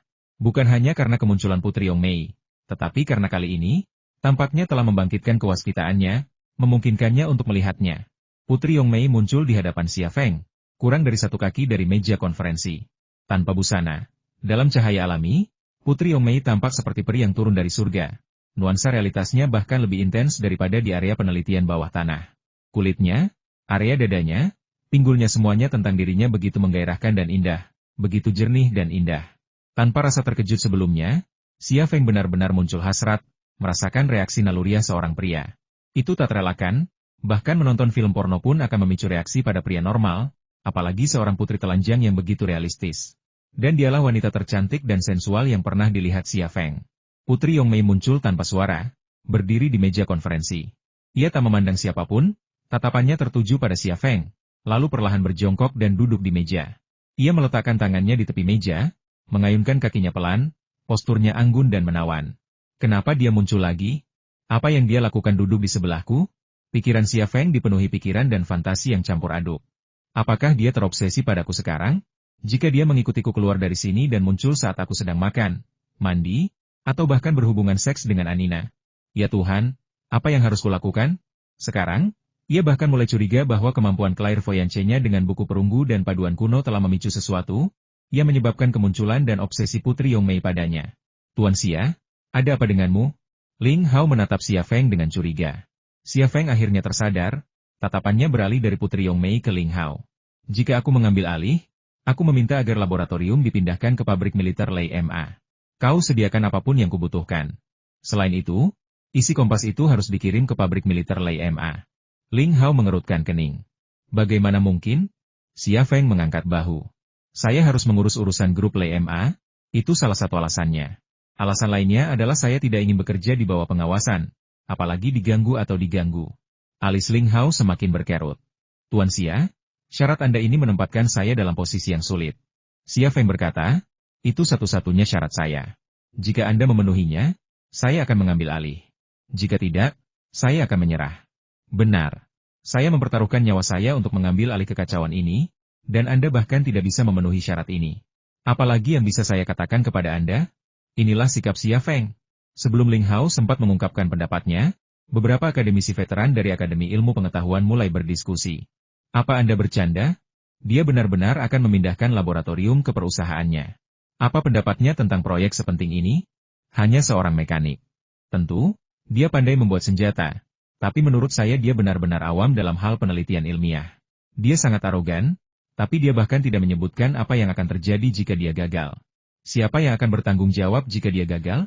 Beberapa anggota veteran Akademi Ilmu Pengetahuan skeptis terhadap Xia Feng, bahkan menyatakan ketidakpuasan dengan persyaratannya. Xia Feng tampak tidak menyadari kebisingan itu. Dia diam-diam menatap Putri Yongmei, yang duduk di sampingnya. Putri Yongmei juga menatap Xia Feng, mengayunkan kakinya yang indah dan memukau. Dia tampak tenang, tanpa berbicara maupun tersenyum. Xia Feng mengulurkan tangan dan menekan pahanya, merasakan hawa dingin tiba-tiba di telapak tangannya. Kemudian, Putri Yongmei bergoyang 2 kali sebelum menghilang begitu saja. Xia Feng bertanya-tanya dalam hati, mengapa dia menghilang ketika aku menyentuhnya? Apakah karena aku telah mengganggu struktur tubuhnya? Atau apakah dia menghindariku? Tindakan melindungi diri? Sebelum dia sempat merumuskan jawaban, mata kirinya tiba-tiba berkedut tak terkendali, dan Putri Yongmei muncul kembali di pandangannya. Kali ini, dia tidak berada di meja konferensi, melainkan di bawah jendela, berdiri diam di depannya, menatap pemandangan di kejauhan. Pemandangannya berupa perbukitan yang bergelombang, dedaunan merah menyala berlatar langit biru dan awan putih. Melihat seorang putri telanjang di tengah kecantikannya, pinggulnya seputih salju, puncak-puncaknya menjulang tinggi di atasnya. Sungguh sensasi yang mencekam. Tuan Xia, bisakah Anda menawarkan perubahan? Kita pertahankan lab ini di sini saja, dan sisanya bisa dinegosiasikan. Mungkinkah? Tanya Ling Hao. Xia Feng tak mengalihkan pandangannya dari pinggul Putri Yongmei. Ia berkata, saya hanya punya satu syarat. Jika Anda setuju, saya akan mengambil alih. Jika tidak, saya tidak akan melakukannya. Anda benar-benar. Ling Hao tersenyum kecut. Baiklah, saya akan menelepon dan meminta instruksi. Jika mereka setuju, kita akan melakukannya. Jika tidak, Anda boleh kembali. Xia Feng mengangguk tetapi tidak berkata apa-apa. Long Bing mendekat ke telinga Xia Feng, mengikuti tatapannya, dan bertanya dengan rasa ingin tahu, apa yang Anda lihat? Tidak ada, kata Xia Feng. Long Bing memutar matanya ke arah Xia Feng dengan ketidakpuasan dan tidak berkata apa-apa lagi. Ling Hao menelepon dari luar ruang konferensi, yang memakan waktu sekitar 5 menit, lalu kembali ke ruang konferensi. Para petinggi telah sepakat untuk memindahkan laboratorium ke pabrik militer Leima Anda, tetapi ada satu hal Anda tidak boleh membawa logam misterius dan buku perunggu itu keluar dari perusahaan Anda. Mereka akan mengirim tim pasukan khusus untuk menjaga laboratorium Anda, dan mereka juga akan memberlakukan beberapa pembatasan kepada Anda. Apakah itu tidak masalah? Xia Feng tersenyum. Tidak masalah. Ia sudah menduga hal seperti itu sejak lama, karena alasan yang sama. Jika para petinggi punya solusi lain, mereka tidak akan memanggilnya ke sini. Ling Hao melanjutkan, apapun orang atau peralatan yang Anda butuhkan, beritahu kami, dan kami akan memberikannya kepada Anda. Namun, berapapun jumlah orang yang kami berikan kepada Anda harus memastikan keselamatan mereka. Apakah itu tidak masalah? Xia Feng menjawab, saya mungkin membutuhkan beberapa peralatan, tetapi bukan orang. Saya tidak sanggup memikul tanggung jawab seperti itu. Jika ada yang harus mati, biarkan saya saja. Ling Hao tersenyum dan berkata, apa gunanya bicara soal kematian? Kau akan baik-baik saja. Aku doakan kau sukses dan semoga kau bisa berkontribusi lagi untuk negara. Xia Feng berdiri dan berjabat tangan dengan Ling Hao. Terima kasih atas doa baiknya. Ling Hao berkata, kau bisa berkemas sendiri. Saat tim pasukan khusus tiba, kau bisa membawanya kembali ke tempatmu. Oke. Xia Feng berbalik dan pergi. Putri Yongmei juga mengikuti Xia Feng, tepat di belakangnya. Ia benar-benar seorang pengikut, bahkan seorang pengikut yang telanjang bulat. Jalan pegunungan yang berkelok-kelok memperlihatkan sebuah kendaraan pengangkut personel lapis baja, yang dilengkapi senapan mesin berat, dengan cepat melintas. Di belakangnya, sekitar selusin kendaraan off-road Mengshi mengikuti dari dekat, melesat menuruni jalan pegunungan. Di atas, sebuah helikopter bersenjata bahan peledak terbang perlahan, memantau area di sekitar jalan. Dalam situasi seperti ini, siapa yang berani menghalangi jalan? Siapa yang berani bertindak gegabah? Inilah pasukan khusus yang disebutkan Ling Hao, yang dikirim ke Xia Feng oleh para petinggi 60 tentara dan 1 kolonel. Mereka akan menemani Xia Feng ke gudang senjata Leima, bertugas menjaga 2 keping logam kuno dan buku perunggu. Bersama mereka di gudang senjata Leima, Xia Feng tidak takut siapapun akan mencuri 2 keping logam kuno dan buku perunggu itu, kecuali jika orang itu benar-benar putus asa. Di luar jendela, pemandangan tetap menawan langit biru, awan putih, pegunungan yang rimbun, dan daun maple merah menyala. Tatapan Xia Feng tetap tertuju pada kursi di seberangnya. Di kursi itu, seorang wanita, kecantikannya nyaris tak nyata, duduk diam, menatapnya tajam. Dia adalah Putri Yongmei, dan dia tidak mengenakan pakaian. Xia Feng curiga dia telah menghancurkan pakaiannya di makam di bawah kota kuno, sehingga penampilannya telanjang. Dia tidak tahu seperti apa rupanya. Apakah dia sadar atau tidak, tetapi itu tampaknya tidak menghentikannya untuk mengagumi kecantikan dan tubuhnya, yang begitu halus hingga bisa membuat mimisan. Long Bing melambaikan tangan di depan mata Xia Feng dan berkata, "Apa yang kau lihat? Kau sedang menatap." Xia Feng akhirnya tersadar dan tersenyum. Tidak apa-apa, hanya berpikir. Memikirkan cara memecahkan rahasia logam misterius dan buku perunggu itu? Long Bing sudah menebak jawabannya. Ya. Xia Feng ingin sekali ia menebaknya. Ia menambahkan, "Ini cukup merepotkan. Kalau bukan karenamu, aku tidak akan mau menerima tugas ini." Long Bing mengerucutkan bibirnya. "Jangan terlalu mudah tertipu. Aku bukan wanita yang bisa kau tipu dengan mudah. Separuh pria yang selingkuh dariku sudah dirawat di rumah sakit. Itulah kenapa kau masih belum punya pacar," kata Xia Feng sambil tersenyum. "Seharusnya kau berpura-pura bodoh dan membiarkan pria-pria itu menipu dan membujukmu." Long Bing menatap Xia Feng, ragu-ragu selama sekitar 10 detik, lalu tiba-tiba menginjak punggung kakinya. Xia Feng menahan tangis dan mengganti topik pembicaraan. "Long Bing, aku punya pertanyaan untukmu." "Apa itu? Katakan padaku, apakah ada hantu di dunia ini? Kenapa kau bertanya begitu?" "Itu pertanyaan kekanak-kanakan. Aku hanya bertanya dengan santai." "Katakan saja pendapatmu," kata Xia Feng. Long Bing berkata, "Kurasa tidak ada hantu di dunia ini. Kalau tidak, orang-orang seperti kita akan diserang oleh roh jahat yang tak terhitung jumlahnya setiap malam." Xia Feng sedikit tertegun. Ia mengerti maksudnya. Baik ia maupun Xia Feng berlumuran darah. Jika hantu benar-benar ada, mengapa mereka yang mereka bunuh tidak datang untuk menagih utang mereka? Tatapannya beralih ke Putri Yongmei di seberangnya. "Jika tidak ada hantu, lalu siapa dia? Kau tidak mencoba menguraikan logam misterius dan buku perunggu dari sudut pandang hantu, kan?" Long Bing menatap Xia Feng dengan tatapan aneh. Xia Feng mengangkat bibirnya. "Bukankah sudah kubilang aku hanya bertanya? Bagaimana kau bisa menguraikan logam kuno dan buku perunggu itu? Aku sudah lulus SMA, jadi aku dianggap intelektual, kan?" Long Bing terkekeh. "Jangan katakan itu di depan Ling Hao dan para akademisi dari Akademi Ilmu Pengetahuan. Mereka akan menertawakanmu." "Apa kau juga tidak menertawakanku?" Xia Feng sama sekali tidak keberatan. Ia hanya ingin mengalihkan perhatian Long Bing. "Ngomong-ngomong, apakah Tang Yuyan datang menemuimu akhir-akhir ini?" Xia Feng menggelengkan kepalanya. "Tidak, aku sangat sibuk akhir-akhir ini, dan aku sering mematikan ponselku. Aku baru saja selesai hari ini, tapi kau sudah di sini. Aku berencana untuk pergi berlibur." "Ngomong-ngomong, kenapa kau bertanya?" "Aku hanya bertanya dengan santai," kata Long Bing. Xia Feng tersenyum kecut, tatapannya beralih ke Putri Yongmei. Tiba-tiba, Putri Yongmei tersenyum padanya. Momen yang penuh pesona. Kembali ke pabrik militer Le5, Xia Feng mendirikan laboratoriumnya di ruang bawah tanah villa. Ini akan mengurangi kemungkinan pengintaian dan pengawasan pasukan khusus yang ditempatkan di pabrik militer Le5. Lebih penting lagi, ada brankas di ruang bawah tanah villa yang telah dimodifikasinya, dan ia merasa lebih nyaman menyimpan barang-barangnya di sana. 2 keping logam paduan kuno dan buku perunggu dibawa ke ruang bawah tanah. Setelah serah terima selesai, kolonel pasukan khusus Wu Xiaoguo berjabat tangan dengan Xia Feng dan langsung ke intinya Tuan Xia.